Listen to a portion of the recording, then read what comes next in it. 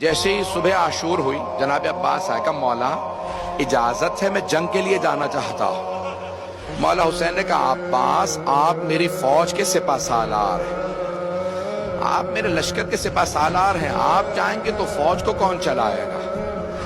بس بھئی اتنے میں حملہ ہوا، بہت سے انصار بزرگ تھے شہید ہو گئے۔ کہا مولا یہ بزرگ حبیب جیسوں کے لاشیں آ رہے ہیں، مولا مجھے اجازت دیجئے۔ کہ نہیں عباس آپ میری فوج کے سپہ سالار ہیں۔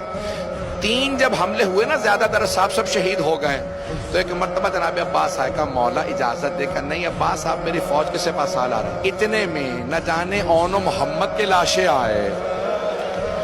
جناب قاسم کا اب جناب عباس سے رہا نہیں گیا، کہ مولا جنہیں گودوں میں پالا تھا اب تو وہ بھی مارے جا رہے ہیں، مولا مجھے اجازت دیجئے۔ کہ نہیں عباس آپ میری فوج کے سپہ سالار۔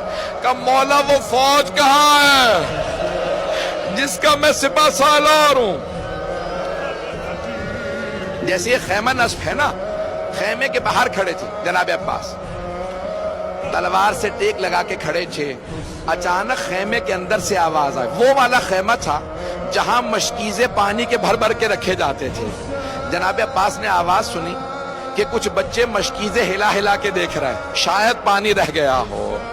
ایک بچی نے ایک مشکیزہ اٹھایا، مشکیزے پہ لب لگانے لگی، مشکیزہ پیشانی پہ رکھا شاید ٹھنڈک مل جائے۔ جناب عباس خیمے میں گئے، کہا بی بی کیا بات ہے؟ کہا چچا مجھے پیاس بہت زیادہ لگی۔ کہا بی بی مشکیزہ لیجئے میرے ساتھ آئیے، اپنے بابا سے کہیں مجھے پانی لانے کی اجازت دے دیں۔ سنیں گے بابا صاحب کو؟ کہا بی بی اپنے بابا سے کہیں مجھے پانی لانے کی اجازت دے دیں۔ جناب سکینہ نے کہا بابا چچا سے کہیں مجھے پانی لا دیں۔ میں یہی کہوں گا نا، مولا نے کہا ہوگا عباس اب آپ ایسی سفارش لائے ہیں میں رد نہیں کر سکتا، عباس آپ کو اجازت ہے۔ لیکن یہاں پہ روکا جناب سید الشہداء نے۔ جناب عباس نے مشکیزہ کاندھے پہ رکھا، علم ہاتھ میں لیا، تلوار حمائل کی نیزہ ہاتھ میں لیا۔ کہا عباس آپ کو پانی لانے کی اجازت ہے، لیکن ایک بات سن لیجیے، جانے سے پہلے ذرا زینب سے مل لے جائے گا۔ جناب عباس اس خیمے میں آئے جہاں جناب زینب تھی، اندر نہیں گئے، باہر سے کھڑے ہو کے کہا بی بی الوداع، بی بی میں جنگ کے لیے جا رہا ہوں، پانی لینے جا رہا ہوں، جنگ کی تو اجازت نہیں ملی، پانی لینے جا رہا ہوں۔ جناب زینب نے کہا عباس جانے سے پہلے ذرا کچھ دیر کے لیے خیمے میں تشریف لائیے۔ جناب عباس آئے، جب آئے نا خیمے میں سر جھکا کے کھڑے ہو گئے، آنکھیں بند ہیں۔ جناب عباس بہت قد آور تھے، جناب زینب نے دونوں باہیں جناب عباس کے گلے میں ڈالی، گلے میں باہیں ڈال کے ایک جملہ کہا عباس ذرا میری طرف دیکھنا۔ جناب عباس کے آنسو بہنے لگے، بہت غیور تھے۔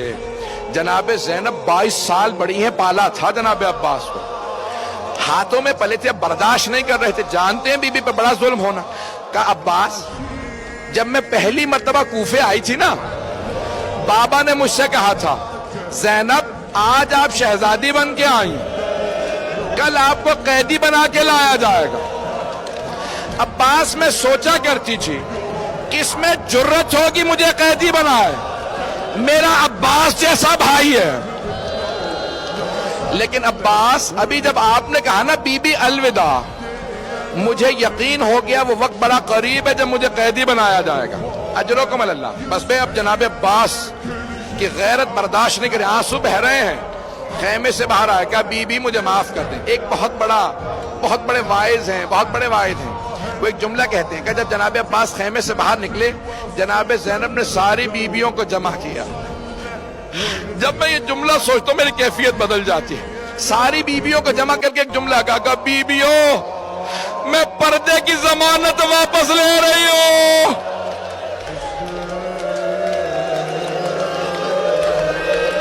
میرا عباس چلا گیا، اب پردوں کی کوئی ضمانت نہیں۔ بس بھئی شاید میں پوری شہادت نہ پڑھ سکوں، روک کے 2 جملے کہوں آپ سے، آخری جملوں سے پہلے ذرا 2-4 منٹ کی زحمت دوں گا، بس میں نے تمام کیا۔ بہت بڑے واعظ ہیں، شیخ آیت اللہ یحییٰ یثربی حرم میں جناب امام حسین میں بیٹھے تھے. ایک ذاکر نے عرب ذاکر نے پڑھتے پڑھتے یہ جملہ پڑھ دیا کہ جب جناب عباس کے بازو قلم ہوئے نا تو لوگ قریب سے تیر مار رہے تھے. جب پورے سینے میں تیر لگے، ایک نے تیر مارا جناب عباس کی آنکھ میں لگ گیا.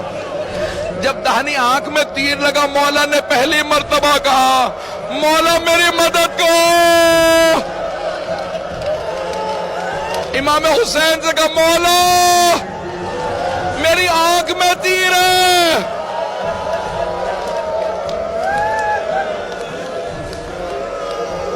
شیخ یحییٰ یثربی بے ہوش ہو کے گر گئے. جب ہوش میں آئے نا قدرہ بلاؤ ذاکر کو، کہا آئندہ یہ روایت نہ پڑھنا، پتہ نہیں روایت صحیح ہے نہیں ہے. خود ہی کہتے ہیں میں جناب عباس کے حرم میں گیا، زری پہ کھڑا ہو کے بہت رویا، کہا مولا مجھے معاف کر دیں. میں نے آپ کے وائس ذاکر کو روک دیا آئندہ وہ روایت نہ پڑھے. گھر گئے، کہتے ہیں میں جب سویا خواب میں دیکھا جناب عباس آئے. کہو شیخ تو نے کیوں روکا میرے وائس کو میرے مصائب پڑھنے سے؟ کہا مولا مجھے معاف کر دیں، مجھے پتہ نہیں تھا تیر لگا تھا یا نہیں. کہا شیخ میرے رونے والوں سے کہنا عباس نے کہا ہے میری آنکھ میں تیر لگا تھا. میرے رونے والوں سے کہنا جب آنکھ میں تیر لگے تو ہاتھ سے نکالا جاتا، جس کے بازو نہ ہو اس کی آنکھ میں تیر لگے وہ کیسے تیر نکالے گا؟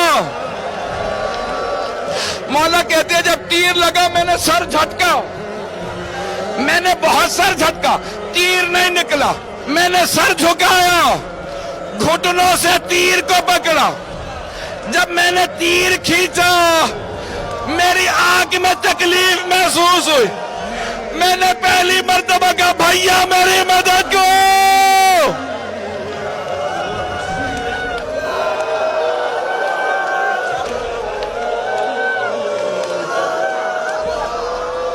بس میں میرے بھائی برداشت نہیں کر پا رہے، یہاں کوئی برداشت نہیں کر پا رہا. میں نے تمام کر دیا.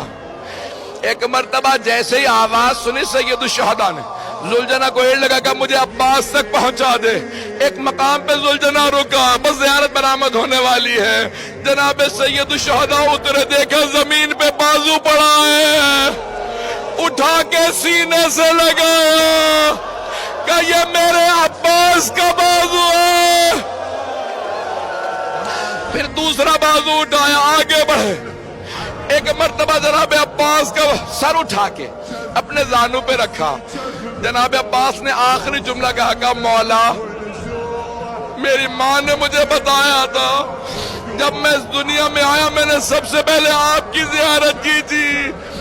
مولا میں دنیا سے جاتے میں آپ کی زیارت کرنا چاہتا ہوں، لیکن مولا میری ایک آنکھ میں تیر لگا ہے، دوسری میں خون بھرا ہے. مولا آپ اپنی ابا کے دامن سے میری آنکھ سے خون صاف کر دیں، میں آپ کی زیارت کر لوں. جیسے ہی مولا حسین نے ابا کا دامن اٹھایا، خون صاف کرنا شروع کیا. جناب عباس نے کہا مولا میری ماں نے کہا تھا کبھی حسن و حسین سے کام نہ کہنا. مولا میری ماں سے کہیے گا میں آپ کو کبھی زحمت نہ دیتا. اگر میرے ہاتھ سلامت ہوتے، میرے بازو نہیں تھے